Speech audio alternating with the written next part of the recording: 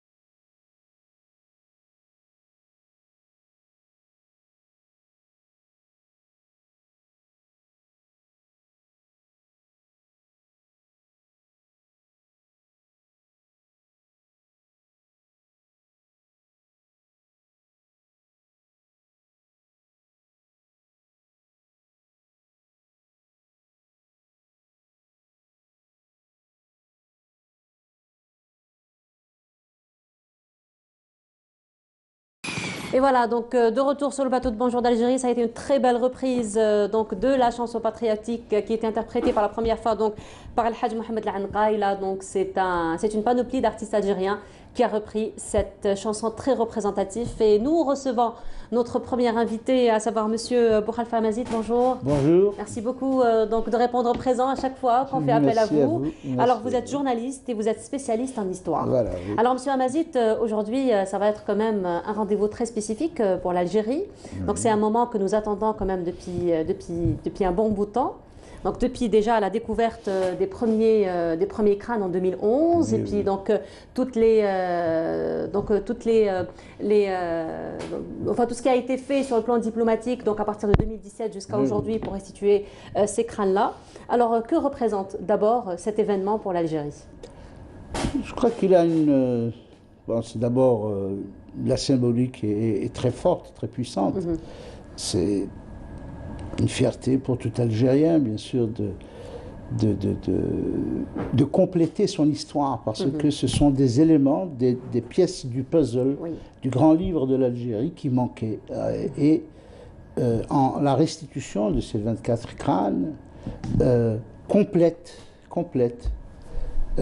mais il n'achève pas le travail de recherche, de la quête de cette histoire, de la constitution de cette histoire, de l'écriture de cette histoire.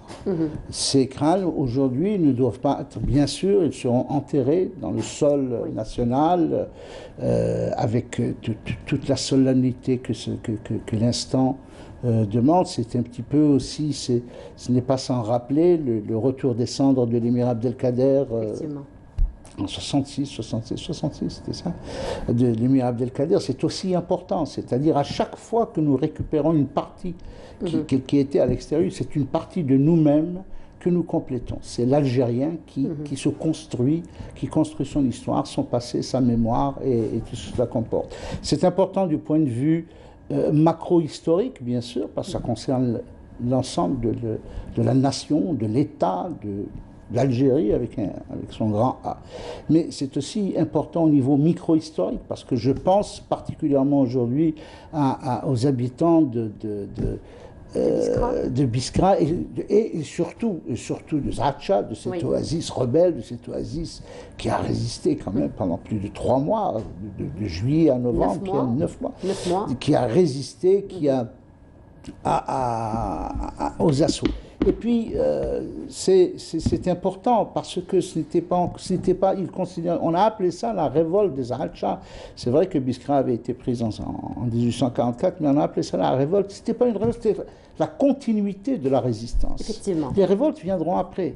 C'est la continuité de cette résistance. Eux qui croient, c'est-à-dire que c'est la résistance qui est la dernière des énergies, jusqu'au bout.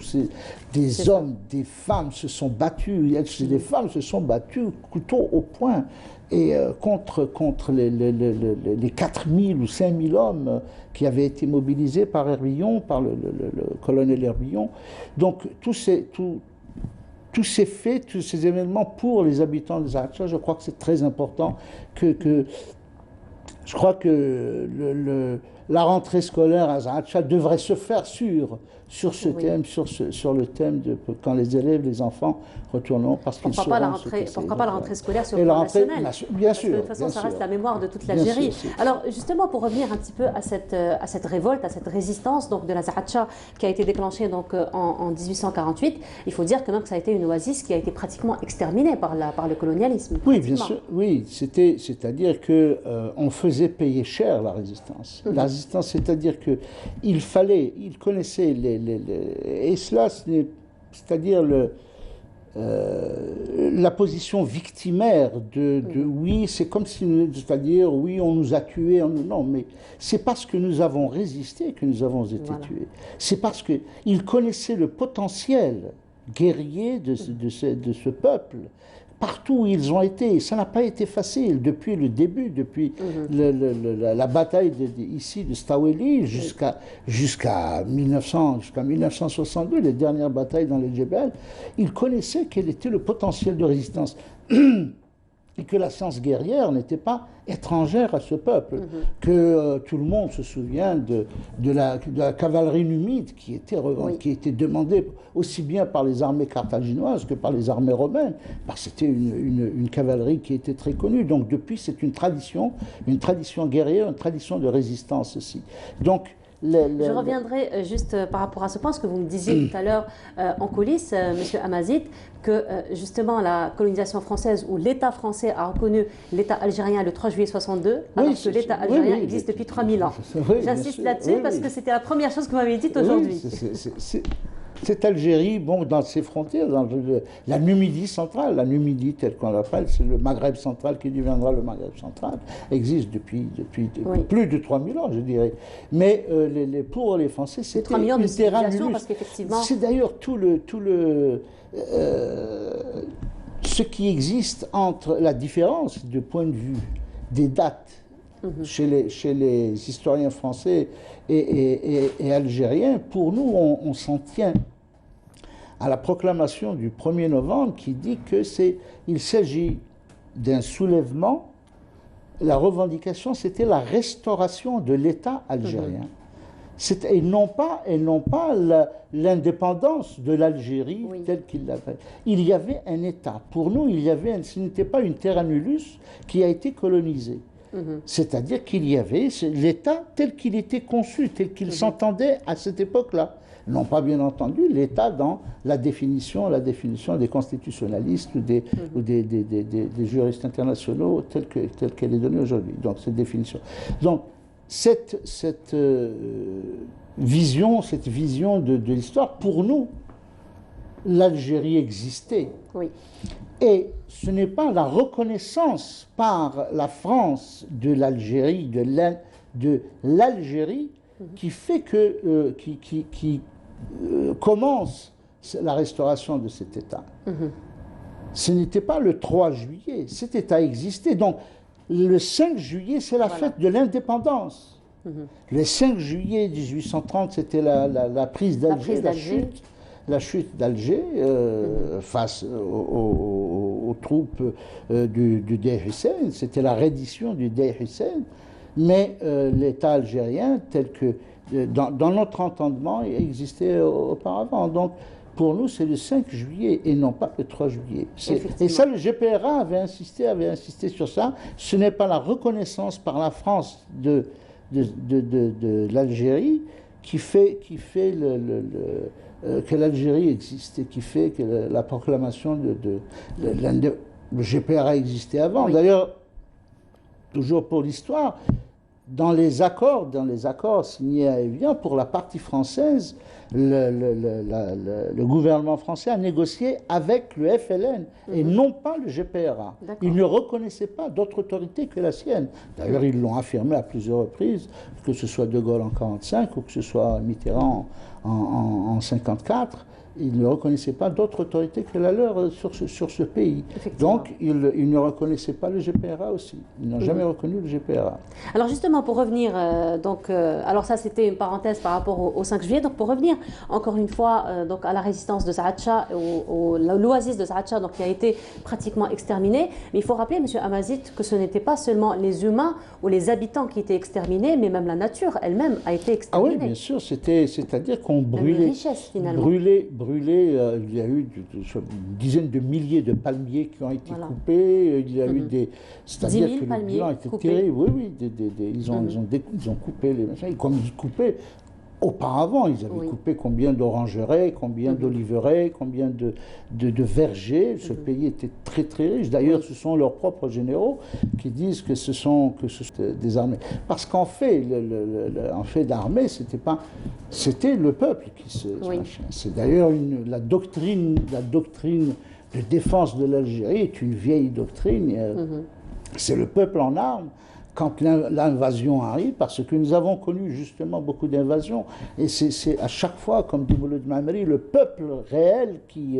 c'était pas tel que certains historiens, dont Charles-André Julien, il dit que l'histoire de l'Algérie, c'est un colonisateur qui chasse l'autre, ce qui est archi faux. Ce n'est pas le colonisateur, c'est à chaque fois la résistance a été organisée Voilà. par le peuple Par réel, le peuple lui-même.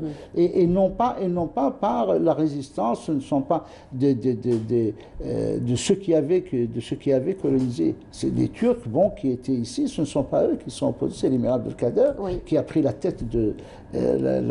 C'était pas la tête des janissaires qu'il avait pris, il avait pris la tête d'un peuple en armes. Les gens. Et après, la résistance, quand le calme revient, c'est une tradition aussi, les gens retournent à leur occupation, ils vaquent à leurs occupations, chacun retourne à son travail. En 1962, beaucoup sont descendus de la tombe de Jebel, et puis ils ont repris leur travail dans les villages, dans les fermes, ils sont retournés au travail normalement. D'ailleurs, la moisson a été la meilleure moisson de pratiquement à l'époque, c'était celle de 62. Voilà. Et justement, donc, encore une fois, pour ce qui est des résistances, donc on parle quand même d'un bilan lourd, hein, donc, en termes d'exécution, donc 800 morts pendant la bataille, 1500 qui ont été exécutés, quelques personnes seulement ont été épargnées. Alors, donc, ça reste quand même un bilan assez lourd. Hein. Et donc, lorsqu'on revient à ces crânes qu'on va restituer, Inch'Allah, aujourd'hui, donc à partir de 13h, et donc il va y avoir un cérémonial qui va accompagner cet événement. Alors, quand même, ce sont les résistants qui ont été exécutés, décapités par la suite. Et ce qui est terrifiant dans tout ça, c'est que les crânes ont été exposés comme trophées de guerre. C'était pour prouver que les crânes, particulièrement des Bouziennes, déjà les chefs de la résistance de Zaatcha, qui ont été exposés, c'était pour prouver qu'ils avaient été exécutés, que la résistance avait été écrasée. Ensuite, c'est pour servir de leçon finalement, d'exemple pour ne pas que la population, encore une fois, résiste. Exactement. Et non seulement ça, mais ensuite, je crois que c'était le directeur de l'hôpital de Constantine, je crois, j'ai lu ça quelque part, qui collectionnait les crânes de machin, etc. C'était un collectionneur de crânes. Bon, on a essayé d'habiller ça, d'arguments scientifiques pour dire voilà pourquoi ça se trouve au musée de l'homme. En fait, c'est de la foutaise, excusez-moi du terme, mais c'est vraiment n'importe quoi. Exposer des trucs, et ensuite on les a mis dans des on les a classés, et on a dit ça appartient au patrimoine. Étrange patrimoine. Qu'est-ce que c'est cette histoire-là? Et je pense que c'est la sagesse qui a triomphé du côté français aussi, c'est-à-dire qu'ils ne pouvaient plus garder ce genre de trophée vraiment morbide et sans. Mais je crois que ça devrait être le départ, parce que c'est le point de départ pour la restitution d'autres archives. Voilà. Parce que il faut intégrer cette opération dans une plus vaste opération de récupération. En fait, ce ne sont pas des archives, nous récupérons notre histoire. C'est le cas, M. Hamazid, parce que ça, ce n'est qu'un début. Donc la restitution, ce n'est qu'un début, mais ce n'est pas que ça, finalement, dans les négociations diplomatiques. C'est très difficile, les négociations, parce que c'est du donnant-donnant, etc. Vous me donnez ça, je vous donne ça, etc. Ils savent une chose, c'est-à-dire que la partie française, c'est une chose, c'est que tout comme toutes les nations, nous avons besoin de cette histoire. Effectivement. Pour nous construire, nous construire et aider à mieux nous connaître, à mieux savoir d'où nous venons. C'est ça qui est très important. Donc, la restitution des archives devrait être la restitution des archives et surtout l'ouverture aussi de notre côté, chez nous, des archives, parce que nous devons, nous, historiens, nous qui faisons de la recherche dans le domaine de l'histoire, nous avons besoin de ces archives, nous avons besoin de travailler sur cela. Il faut reconsidérer, c'est-à-dire dire que il faut, moi, à mon avis, il s'agit de dépolitiser l'histoire, de dépolitiser les archives, de dépolitiser tout cela. Effectivement. Ça appartient à l'histoire. L'histoire, quelle que soit la décision qui a été prise avant, elle ne pourra pas être changée. Quelle que soit son influence sur la politique ou autre, il faut dépolitiser l'histoire. Ce qui est passé est passé. Ça appartient à la nation entière, ça appartient. Il n'y a pas de... Bien sûr qu'il y a des choses qui gênent, le secret historique, les 50 ans, les 25 ans. Oui, cela, c'est tout à fait normal aussi. C'est tout à fait normal, c'est pour apaiser les choses. Il faut que les choses soient apaisées. Mais il faut ouvrir les archives. Et comme nous revendiquons nos archives aux Français, il faut que nous puissions travailler sur nos propres archives. Alors justement, en 2017, M. Amazit, d'ailleurs, suite à cela, que le président français, donc Emmanuel Macron, à Ouagadougou, d'ailleurs au Burkina Faso, pardon, donc c'est là où il avait parlé donc, des conditions réunies pour la restitution temporaire ou définitive donc, du patrimoine africain en Afrique. Alors est-ce que à partir de là, on peut parler quand même que ce sont des initiatives beaucoup plus d'apaisement de la part de la France par rapport à tous ces crimes coloniaux qui ont été commis déjà en Algérie, mais dans d'autres colonies françaises aussi? Je crois que les Français, tout comme tous les pays du monde, comme tous les pays, ont besoin d'apaiser leur histoire vis-à-vis d'eux-mêmes. Elle est lourde, M. Amazit. Oui, tous les pays colonialistes. Imaginez l'esclavage, imaginez les moments terribles de l'histoire de l'humanité.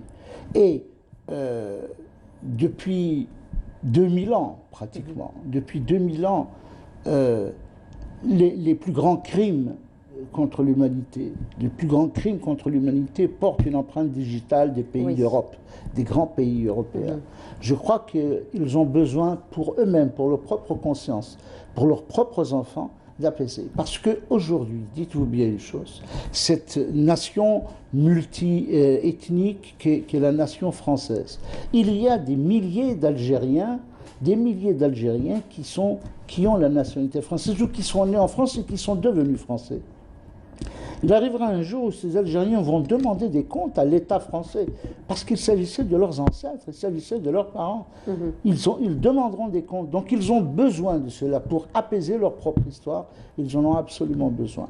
Voilà. Alors, Monsieur Amazit, là, je vous propose de voir un reportage ou une couverture que notre collègue Mouna Nawal Hamoudi a faite au niveau du musée d'El Djeïch. Et c'est donc à l'occasion de la commémoration du 58e anniversaire de l'indépendance. Monsieur Amazit, vous restez avec nous. Merci. Donc, en attendant de retrouver un autre invité, donc, qui n'est pas des moindres, un écrivain qui a fait beaucoup de recherches sur la résistance de Zahrat Shah, sur justement la restitution des crânes. Et d'ailleurs, il s'agit donc de Mohamed Belhi. On va le retrouver dans un petit moment.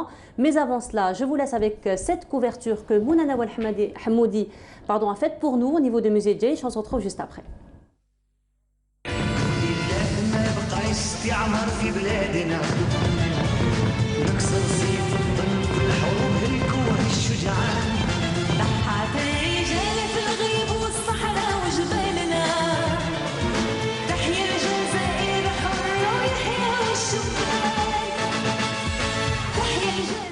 L'Algérie continue d'écrire son histoire et se remémore aujourd'hui les sacrifices de ses glorieux chouhada.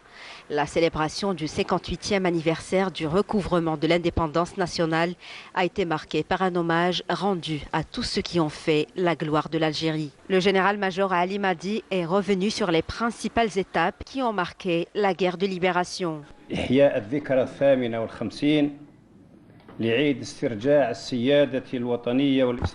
Nous célébrons aujourd'hui le 58e anniversaire de l'indépendance.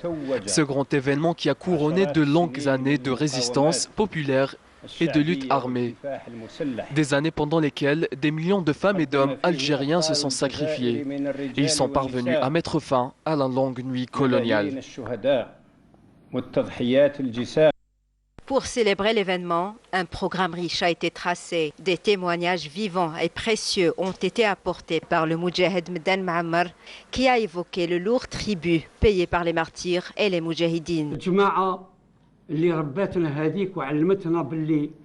Ces Moudjahidines nous ont enseigné que le sacrifice est une bénédiction d'Allah.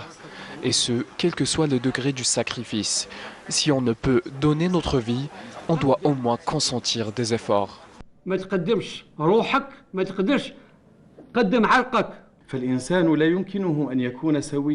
L'histoire et la mémoire, mais aussi l'équilibre de toute personne. La célébration a été marquée en outre par l'inauguration du pavillon du groupe historique des 22 et des chefs des 6 wilayas historiques, ainsi qu'une exposition rétrospective de photos sur la guerre de libération nationale. Voilà, donc de retour sur le plateau de Bonjour d'Algérie. Là, nous recevons Monsieur Mohamed Belhi. Bonjour. Bonjour. Marhaba bik. Alors, vous êtes auteur, vous êtes journaliste, auteur, et vous vous intéressez beaucoup à l'histoire aussi. Bien voilà. sûr. Marhaba bik. Alors, avant de parler de votre livre donc, que vous avez édité en 2016, à savoir Zaatcha 1849, Insurrection des Ibans, je voudrais revenir sur une question que j'ai déjà posée à Monsieur Amazit. Alors, que symbolise finalement la restitution des crânes des martyrs algériens, des résistants algériens aujourd'hui, ici en Algérie? C'est comme si on restituait une part de nous-mêmes. Voilà. On n'est pas dans le domaine de l'exaltation, de ce nationalisme étroit, du chauvinisme, mais on est dans la mémoire collective, parce que le récit national, le roman national, il est en perpétuelle construction, work in progress. Oui. Et ce qui m'émeut, c'est que quelque part aussi, d'abord il faut rendre un grand hommage à l'anthropologue historien Ali Belkadi. C'est grâce à lui un peu qui a révélé l'existence de ces restes mortuaires plutôt que de dire crâne. Et puis il y a eu la pétition en 2016 de l'historien Brahim Senoussi. Donc ils ont bataillé très fort pour que ce dossier important, épineux, qui reflète un peu cette colonisation de peuplement atroce, je pense qu'il faut le rendre hommage quelque part. Voilà, effectivement. Alors maintenant, ce qui est intéressant aussi, c'est qu'il y a comme une reconnaissance post-mortem par rapport à deux grands écrivains algériens aussi, qui ont, à leur manière, poser ce problème de la mémoire collective. C'est Tahar Djaout, le chercheur d'or, et Tahar Ouattara, les martyrs reviennent cette semaine. Donc on est dans le domaine de l'actualité. Je pense qu'il faut aussi rendre hommage à tous ces patriotes, que ce soit dans l'État algérien, l'armée, la société civile, qui se sont battus pour que la mémoire collective appartienne enfin aux Algériens avec cette vérité. Alors il faut dire quand même que, donc encore une fois, pour rendre hommage à Ali Belkadi, qui lui donc a révélé l'existence de ces crânes déjà en 2011, hein, 2011 donc plus de 500 crânes, mais lui il en a identifié à l'époque que 61 finalement. 500 crânes, c'est surtout, ça remonte à loin. Ça remonte à loin, voilà. Il y a quand même une partie qui représente l'homme préhistorique. Qui nous concerne, même tout ce qui est relatif aussi à la préhistoire, nous concerne. L'homme de Mouchtal Arbi, qui est considéré comme un des plus vieux crânes du monde. Je préfère les voir au musée du Bardo qu'au musée de l'homme, parce que c'est notre patrimoine national. Pour ce qui est des restes mortuaires, là aussi, je voudrais aussi préciser deux choses importantes à mon avis, parce que nous avons perdu aussi la bataille de la communication, nous avons été aussi quelque part recolonisés par l'image. Il faut se battre aussi parce que quand vous lisez, je suppose qu'il y a beaucoup qui vont lire, par exemple pour ce qui concerne Zaatcha, l'affiche sur Wikipédia, elle est pleine de... Elle a été écrite. Alors il faut dire quand même, il faut juste dire, elle a été écrite par des contributeurs, je suppose que c'est par des officiers français, parce que derrière Wikipédia, il y a aussi des stratégies d'État. Quand on lit... Juste, M. Belhi, entre parenthèses, Wikipédia, il faut dire que ce n'est pas une référence scientifique ni historique, parce qu'on sait que ce sont... Essayez de réécrire la fiche technique sur Zaatcha, vous allez voir qu'ils vont rectifier, parce qu'il y a des stratégies d'État derrière. C'est une guerre médiatique. Autre chose, ce que je voudrais aussi préciser une chose, c'est qu'il ne faut pas aussi qu'on tombe dans le piège de la littérature coloniale. La preuve, on est en train de dire Cheikh Boubarla, c'est l'homme à la mule. Alors que lui, son vrai nom, c'est... Ce qui est fantastique, c'est Mohamed El-Mjad Ben Abd El-Malik. El-Mjad, c'est l'Arabie, El-Majd, c'est quelque chose d'épique, c'est un nom valeureux. Donc si on reconduit les termes, la terminologie coloniale, là aussi, ça veut dire qu'on a mal réécrit notre histoire. Donc il faut dire Mohamed El-Mjad. Je voudrais attirer l'attention des utilisateurs de ces dictionnaires, enfin de ces machins sur Internet. La fiche de ce qu'ils appellent Boubarla, de Mohamed El-Mjad bin Abdelmalek, qui est son vrai nom, est totalement fausse, que ce soit la date de naissance, que ce soit révolutionnaire kabyle, alors qu'il est de l'Ouest algérien, qu'il est né à Sorozlev, machin, c'est vraiment un truc, un fatras. Et il y a, je voudrais quand même, pour la vérité des choses, dire, en ce qui concerne, j'ai vu tout à fait par hasard, hier j'ai lu sur Wikipédia justement la fiche de Bouzienne et des Zaatcha. Ils disent attention, ils mettent en garde, ils disent attention, Il y a un parti pris dans cet article. Cet article a été fait par une source qui est partie prenante dans le notion de l'histoire, etc. Ce que tu disais tout à l'heure à propos de... Parce que quand et justement, M. Belhi, excusez-moi, et justement, M. Belhi, il y a quand même une guerre de communication, pour vous, quand vous l'appelez si bien, qui est en train de se faire. Vous-même, vous êtes en train de prendre part. Voilà, c'est pour ça que les pouvoirs publics, l'État doit mettre tout le paquet pour qu'il y ait par exemple un pool de traducteurs, d'historiens, et là, en collaboration avec les historiens algériens, parce qu'il ne faut pas aussi qu'on tombe dans le piège avec le nationalisme, notre histoire. Non, l'histoire s'écrit aussi avec d'autres partenaires, avec des historiens français qui ont eu aussi le mérite de dénoncer des vérités. Donc il faut réécrire l'histoire, et on revient à ce que disait à l'époque Mohamed Cherif Sahlih, c'est réécrire l'histoire. Réécrire l'histoire, pas avec du dogme, pas avec la langue de bois, mais dire la vérité, même si ça me... Et justement, M. Belhi, dans ce sens, vous-même, vous êtes en train de mener cette bataille à travers le livre que vous avez donc édité en 2016, Zahatcha 1849, donc Insurrection des Imams, et vous avez donc vous avez donc parlé de ces restes mortuaires finalement, de ces résistants. Bon, je ne voudrais pas revenir un peu au passé, mais il faut le dire, parce qu'à un moment donné où on recevait Feriel Furan, la petite fille de Bachara, je n'ai rien contre Feriel Furan. Hein. Moi, c'est surtout, j'ai un problème avec Bachara Bengana. Hein.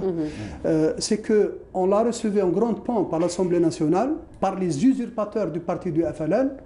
Au moment où des gens, des historiens, des patriotes essaient de remonter, de dire des vérités, on les mettait de côté. À l'époque, j'avais appelé même Saïd Abadou, le secrétaire général de l'ONM. Je lui dis, voilà, j'ai fait un livre qui est de Tolga, hein, de la région de Zahatcha. Je lui dis, voilà, j'ai écrit un livre sur Zahatcha en français. Je voudrais bien qu'on le traduise en arabe. Il y avait de l'argent à l'époque. Il m'a envoyé balader. Et ensuite, quand il y a les gens qui veulent, comme Boukhalifa Amazid, d'autres historiens, des réalisateurs qui veulent vraiment qu'on parle de notre histoire, on les met de côté et on a favorisé un révisionnisme. Oui, à tel point qu'aujourd'hui, il y a des écrivains à qui en France on donne des prix, etc. Je ne veux pas citer des noms. Oui, ils disent la colonisation, c'est du passé, il ne faut pas maintenant parler du présent. Mais le présent s'écrit aussi avec le passé. Avec le passé, effectivement. Il faut dire aussi aujourd'hui que M. Belhi, il y a quand même un tournant, vers l'histoire, il y a quand même cette revalorisation de l'histoire, et aujourd'hui, nous allons quand même vivre un événement oui, c'est un événement exceptionnel. Il y a, on le sent d'ailleurs, par exemple sur Facebook, il y a beaucoup d'émotions, parce que quelque part, c'est un événement fantastique, parce qu'à un moment donné où, maintenant, tout à l'heure, il va y avoir des avions qui vont survoler Alger, et le un cérémonial carrément, finalement. C'est merveilleux. Alors qu'à un moment donné, c'était beaucoup plus les avions médicalisés qui survolaient Alger pour aller emmener des gens pour... Voilà, il faut dire quand même qu'il y a un tournant aujourd'hui vers... Oui, non, c'est un moment extraordinaire. Le mérite revient au président Tebboune, ou bien, par exemple, à ces moujahid, vraiment... Et puis à tous ces historiens aussi qui se sont battus, notamment... Il n'y a pas que... Les historiens, les anthropologues, finalement, qui se sont battus pour la restitution de cette histoire. Juste pour revenir sur ce que disait Mohamed à l'instant, c'est-à-dire que les grands écrivains ont fait. Moi, je rends hommage avec beaucoup de respect à des gens comme Boujedra, des gens comme bien sûr. Rachid Mouni, ou Jaout, ou Tar, je ne parle pas que des morts, mais également beaucoup d'écrivains qui font systématiquement référence au passé pour des personnages parce qu'ils les situent non pas dans le temps, mais ils les situent dans le caractère, ils les situent dans la personnalité, ils les situent dans leur algérianité, en tant que personnage de l'identité. Et notre identité ne peut pas être séparée de notre passé. C'est une aberration. Oui. Donc, toute tentative d'édulcorer ce passé ou de le taire, de le cacher, est une aberration. Ce ne peut pas être, bien sûr, un fonds de commerce, absolument. C'est une aberration et ça n'appartient pas ni à la littérature, ni à la culture, ni à la musique, ni... Vous savez, quand vous écoutez Tchaïkovski, vous écoutez l'âme russe. Oui. russe, Oui, pas européenne. Mais on sent dans le truc, quand c'est Bella Bartok, vous écoutez Rimsky-Korsakov ou Berlioz, vous entendez la France. C'est parce que toute création, tout travail de création, tout travail de création ne peut être indépendant de Je cette vais dans le même sens que ce que dit mon ami Abou Khalfa, c'est que il ne faut pas qu'on nous culpabilise. Absolument. Il y a des gens qui fêtent allègrement le 14 juillet. Et pourquoi pas nous? Là aussi, et là où je suis ému, je suis très content parce que quelque part, après-demain, on va fêter, comme il y a une réconciliation quelque part avec l'histoire, avec le peuple, parce qu'il y a une rupture entre les gouvernants et gouvernés, à tel point qu'à un moment donné, on avait confisqué les fêtes nationales. Le 1er novembre, le 5 juillet, c'était une minorité à la présidence, Menna et Zerdan, et on oublie que la fête nationale, c'est d'abord une fête populaire. C'est pour ça qu'à un moment donné... En plus, c'est une double fête, M. Belkhi. Bien sûr, à un moment donné, les nouvelles générations, c'est terrible. Parce qu'on ne les a pas impliqués. Mais si vous allez, par exemple, le 4 juillet aux États-Unis, le 14 juillet en France, les gens, c'est des balles, c'est la fête populaire. Parce que la Révolution, ça a été une fête populaire. Alors justement, dans ce sens... D'émanation populaire. Dans ce sens, M. Belkhi, est-ce que vous pensez... Juste un mot. Vous dire une chose. Pour les combattants de l'ALN, ils vous le disent tous. Les combattants de l'ALN vous disent... Moi, ce n'était pas en 62 que je suis devenu indépendant. Je suis devenu indépendant quand je suis monté au maquis. Ça y est, j'étais indépendant. Classe. Pour moi, dans mon esprit. C'est-à-dire que ces gens sont partis non pas avec l'esprit du martyr, de la Vierge qu'on jette au lion, et oui, c'est des martyrs. Non, ils sont partis avec l'esprit de héros. Je vais mourir, il sait. Je vais mourir ou bien... C'est ce que vous dites toujours, M. Amazid, quand vous parlez des martyrs. Personnellement, je ne dis pas les martyrs, je dis les héros. Parce que le martyr est victime, le héros est acteur. Le héros, c'est lui qui va au-devant des choses. Il n'est pas victime de... il y a effectivement un esprit victimaire chez nous. On nous a tués, oui, bien sûr, mais on ne nous a pas tués facilement. Zaatcha, ça n'a pas été facile. Pour une petite oasis de rien du tout qui résiste à une armée, mobilisé plus de la plus grande armée européenne de l'époque. Tu as bien fait de parler de Zaatcha. Le Qsar de Zaatcha, c'est l'équivalent de 2000 personnes ont été liquidées. Vous allez aujourd'hui à Zaatcha, c'est une plateforme. Et on ne peut pas s'empêcher de penser à Zaatcha aujourd'hui. Alors, M. Belkhi, justement, vous étiez en train de parler donc, de la jeunesse d'aujourd'hui, de cette rupture avec l'histoire. Et aujourd'hui, justement, est-ce que vous pensez qu'il y a, finalement, au milieu de cette jeunesse, est-ce qu'il y a quand même une réconciliation avec l'histoire? Est-ce que la jeunesse aujourd'hui se retourne vers l'histoire, se réconcilie avec son histoire et s'intéresse à son histoire? On a vu quand même... Mais ils n'attendent que ça. Ils n'attendent que ça parce que en majorité, il y a un patriotisme, il est dans notre ADN. Même si aujourd'hui, il faut inventer une sorte de néo-patriotisme. Et là, je reviens à cette fameuse expression qui est très belle, où le nationalisme, c'est la haine des autres, et le patriotisme, c'est l'amour de soi. Excusez-moi de vous interrompre, je suis vraiment désolée. Là, nous avons quelqu'un au bout du fil. Il s'agit donc de Cherif Cherfi. Monsieur Cherfi, bonjour. Oui, bonjour madame. Alors, Monsieur Cherfi, vous êtes coordinateur du collectif du 17 octobre 1961. Vous êtes installé à Paris.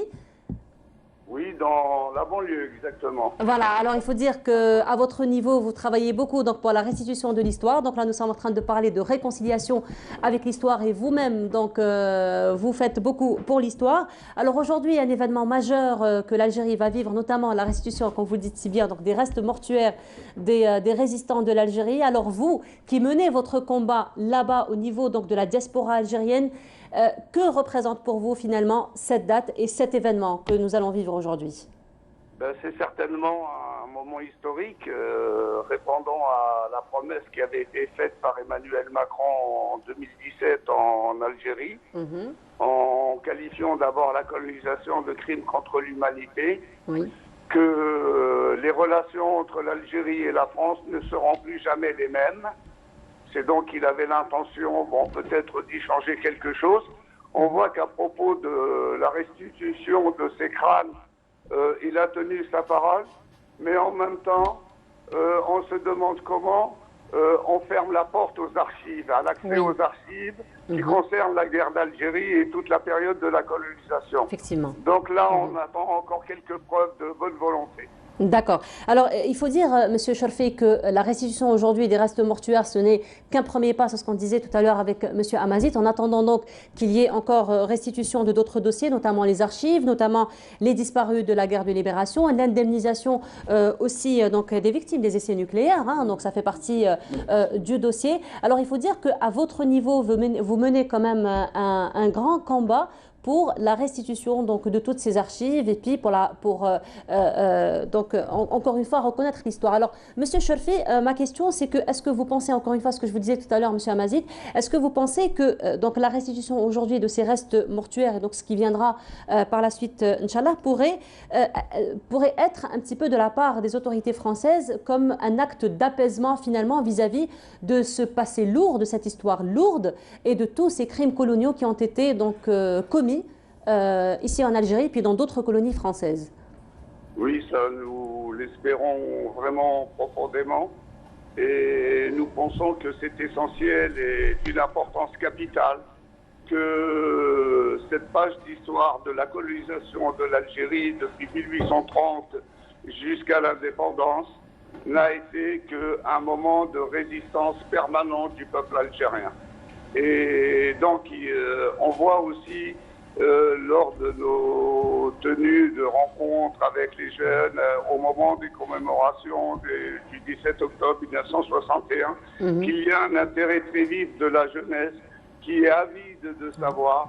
Je me souviens, il y a une quinzaine d'années, j'ai fait rencontrer des petits jeunes de 15 ans qui sont complètement aujourd'hui investis dans cette recherche de l'histoire et de sa compréhension. Par exemple, une rencontre avec Jean-Luc Einaudi qui a eu lieu au pont de Besançon, là où s'étaient produits des événements, et avec un tel monsieur comme Einaudi, ces jeunes qui écoutaient les explications qu'il leur donnait, et de leur dire, voyez, autour de vous, vous avez des parents, vous avez des grands-parents, demandez-leur qu'est-ce qui s'est passé durant toutes ces périodes-là. Et s'il vous plaît, juste, je sais qu'il y a eu un film de René Vauthier qui s'appelle « Déjà le sang de mai encensé, novembre ». Et dans ce film-là, pour reconstituer toute la partie d'archives qui a précédé la colonisation française, c'est-à-dire de 1830, René Vauthier a eu recours à ce miniaturiste, ici à je crois, pour retrouver des pages de l'histoire de l'Algérie. Tellement la destruction a été violente, non seulement au niveau des êtres humains, mais aussi de toutes les infrastructures. Toutes les ressources, et les ressources naturelles aussi. Toutes les infrastructures éducatives. Voilà. Eh ben, merci beaucoup, Monsieur Chorfi, d'avoir apporté ce témoignage ce matin. Alors, on rappelle, vous êtes coordinateur du collectif du 17 octobre 1961. Bravo pour ce que vous faites donc auprès de la communauté algérienne et particulièrement donc de la jeunesse algérienne qui est née dans ces pays, et pourtant donc il y a cet attachement donc vis-à-vis de la patrie. Merci beaucoup, Monsieur Chérif Chorfi, d'avoir apporté ce témoignage. Donc je reviens à vous. Il faut dire quand même que de l'autre côté de la Méditerranée, il y a un travail quand même assez important qui se fait auprès de la nouvelle génération. Ah oui, bien sûr. Ce qui est intéressant, d'abord de la part de nouvelle génération d'historiens français, et puis j'espère que parmi les Algériens qui sont là-bas, enfin une nouvelle génération, qui puissent être confortés aux faits, et surtout qu'ils aient la possibilité d'avoir accès aux archives, parce que ce n'est pas évident. Oui. C'est ce que dit M. Chorfi, c'est de l'accès aux archives, y compris en Algérie. C'est-à-dire qu'il faut qu'il y ait un accès aux archives. Bon, c'est pas évident. Ce que vous disiez, donc, voilà, M. Amazit, il faut vraiment qu'il y ait ouverture de notre part aussi, donc pour permettre aux historiens d'écrire. Il faut préciser une chose, c'est que les Algériens sont, la majorité des Algériens sont contre l'ordre colonial et ses séquelles. Ils ne sont pas contre le peuple français. Oui, effectivement. Parce que l'Algérien, de par sa culture, il a une civilisation. Et il ne fonctionne pas à la rancœur. Oui. Et puis il faut rappeler aussi, Monsieur Belhi, qu'il y a quand même beaucoup de Français qui sont morts pour l'Algérie. Oui, bien sûr. Aussi. Donc effectivement, la rancune, elle est vis-à-vis du crime colonial. C'est bien de préciser, parce que nous ne sommes pas des fanatiques. Ils ne sont pas des fanatiques. Nous avons ici la culture de la tolérance. Mais nous n'avons pas la culture de l'oubli. Effectivement. C'est ça la différence. Donc il faut la trame nationale, elle est inachevée. Il y a plein de trous. Donc maintenant, il faut compléter par ce que vous disiez tout à l'heure, c'est-à-dire le problème de Reagan, il y a revenir sur Zaatcha parce que ça a été un génocide. 2000 la région d'Iziban, pas seulement d'Iziban, parce que Zaatcha a pu... C'est une extermination, monsieur. Mais bien sûr, 2000 personnes. Et pour revenir encore à Zaatcha, c'est que ça a été un traumatisme pour l'armée coloniale. Oui, effectivement. Ils ont perdu plus de 1500 entre soldats et officiers. À un moment donné, ils ont dit, bon, c'est le typhus qui a aussi ajouté à la note, mais ça a été un combat, mais un combat inégal. En face, il y avait la première puissance militaire de l'époque, avec ses canons. Et en face, il y a des femmes avec le... On va comprendre pourquoi il y a ce côté religieux. À travers les Zawiya, à travers les confédérations, les Rahmaniya, ceux qui sont en Kabylie, dans l'ouest, la région des Iban, c'était derrière le moteur, c'était la religion, mais en fine, c'est-à-dire en dernière instance, c'est le patriotisme rural.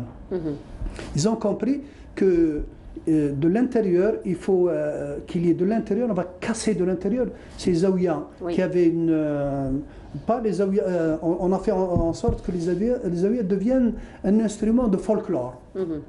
Alors qu'à un moment donné, les Zawiya dans toutes les... C'est une force de décision, une force de proposition, de décision, d'organisation aussi. Il y avait également la Zawiya comme sous-bassement de l'éducation. Parce que c'est dans les Zawiya qu'on apprenait à lire, à écrire, à compter, etc. C'est-à-dire que le sous-bassement scolaire, c'est-à-dire de la société, qui est l'éducation, de la nation, du peuple. Tu as bien dit apprendre à lire, à écrire. Et à compter. Avant 1830, les Algériens savaient lire et écrire. Il faut dire d'ailleurs, M. Belhi, rien qu'à Alger, il y avait plus de 260 écoles. Oui, il faut le dire. Donc, bon, mais il y avait un écart technologique scientifique, mais les gens savaient lire et écrire.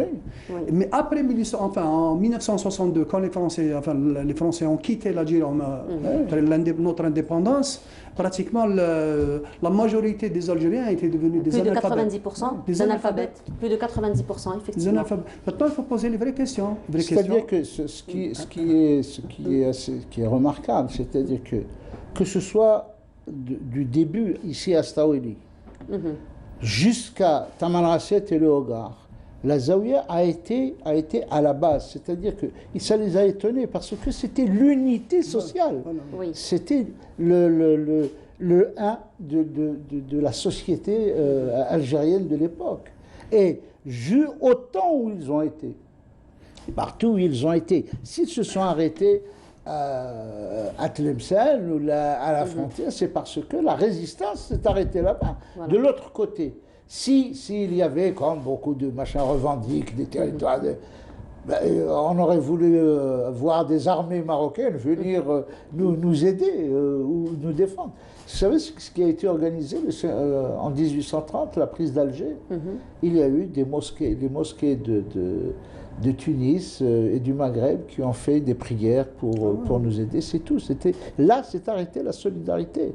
Mais ailleurs, c'était, quand Alger a été prise, il y a eu un bouillonnement, il y a eu un souillement, il y a eu tout un... De la part de la population autochtone, encore une fois. Du peuple réel, comme dit Mouloud encore une fois. Alors, je voudrais aussi revenir sur un point important pour dire que les Algériens n'étaient pas des barbares, des gens bêtes. Ils avaient aussi une conscience de leur situation. Parce que si on revient encore à Zaatcha, c'était en 1849, c'était la suite logique de ce qui s'est passé en 1848 en France, quand il y a eu une révolte contre les monarchies en Europe, et surtout en France, avec l'abdication du roi Louis-Philippe. Bon, qui a eu le mérite de refuser de faire tirer sur les foules, mais en tout cas, il y a une abdication du roi, si bien qu'à un moment donné, les nouvelles parvenaient à Alger, et les gens se sont dit, enfin les populations, les Algériens se sont dit, si les Français, ou bien en Europe, on a réussi à faire en sorte qu'il y ait la chute du roi, une révolte, donc pourquoi pas nous? Il y avait une continuité. Et Zaatcha, c'est l'effet de 1848. Le comble, le paradoxe français, ce que j'appelle moi le syndrome Lamartine. Parce que quand on a été à l'école, on nous a appris que Lamartine, c'est le romantisme, mais c'est un fief réactionnaire. D'ailleurs, quand il y a eu la proclamation de la Deuxième République, la troisième révolution en France en 1848, c'était la deuxième république a été proclamée par Lamartine. Oui, oui. Alors que lui, c'était un partisan féroce de la colonisation en Algérie. C'est ce que j'appelle le syndrome Lamartine. D'accord. Maintenant, pour revenir à Zaacha, c'est que cette bataille pour la France, ce que j'avais dit tout à l'heure, ça a été un traumatisme pour l'armée coloniale. Parce qu'à un moment donné, l'armée française s'est confrontée pour la première fois à une guerre des oasis. Si bien qu'à l'école Saint-Cyr, la bataille de Zaacha est enseignée comme vraiment quelque chose de comme un module à part entière finalement. Particulier. Mais par rapport à la symbolique, je pense qu'il faut rendre hommage à toutes ces femmes des Ibans qui ont, à travers le lieu, supporté ces hommes pratiquement démunis d'armes. Et puis ce qui est intéressant, c'est quand on dit les Ibans ou bien Cheikh Bouziane, parce qu'il y a aussi parmi les restes mortuaires, il y a Darqawi, qui était dans la région de Naïl. C'est un des lieutenants de Cheikh Bouziane, avec son fils. Ça a été un réceptacle qui a pratiquement, la bataille a attiré pratiquement toutes les régions des Ibans, c'est-à-dire les Oulad Naïl, Boussaada, le versant sud des Auras, les Chaouis. Ça a été pas une bataille d'un village, mais ça a été un des symboles de la résistance dans la continuité de l'émir Abdelkader, y compris, parce que là aussi il y a une grande injustice du combat mené par Ahmed Bey. 17 ans, Ahmed Bey. Parce qu'à un moment donné, Ahmed Bey, parce que c'est un Kourougli, on l'oublie. C'est-à-dire, là aussi, il ne faut pas qu'on tombe dans le nationalisme avec les fighters algériens 100%. Les Tunisiens sont fiers d'avoir un des éléments fondateurs de l'État tunisien moderne, c'est Khaireddin, qui n'est pas d'origine circassienne. Donc là aussi, il faut assumer. Ahmed Bey, ça tombe aller à Bazaouia avec ses Alger, anonyme. Ah ben, nous arrivons malheureusement à la fin de l'émission. C'est tellement passionnant finalement de revenir sur cette histoire qui est aussi douloureuse, comme vous dites, qu'héroïque. Voilà, merci beaucoup d'avoir été parmi nous ce matin. Il faut bien préciser, c'est un crime contre l'humanité. Voilà, 2000 personnes. Merci beaucoup d'avoir été parmi nous, Monsieur Mohamed Belhi. Je rappelle, vous êtes journaliste, auteur. Monsieur Bouhalfa Amazit, vous êtes journaliste spécialisé en histoire. Merci beaucoup d'avoir été parmi nous ce matin. Et voilà, donc vous aurez droit aujourd'hui à une journée ouverte sur cette journée exceptionnelle, sur donc l'événement de la restitution donc des restes mortuaires des résistants. Merci beaucoup et je vous retrouve demain. Au revoir.